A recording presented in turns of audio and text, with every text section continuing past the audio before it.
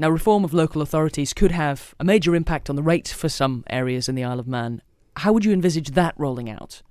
Well, again, I think if you create larger authorities, you do get a more realistic rate. And we've got to be perfectly honest about it. I'm not going to try and hide the fact that in some areas, particularly the smaller parishes, that will mean the rates rising because they will be paying for more services within their area.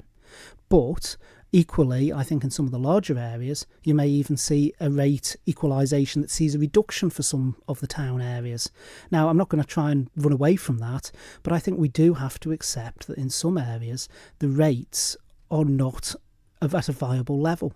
They are not at a sustainable level. They are at such a low level because some of the local authorities, again, no fault of the local authorities because that's the way it was designed with the system in 1894, which we've already spoken about, but they are such small areas that they don't need to raise lots of rate money because they don't have a lot that they are responsible for and have to provide.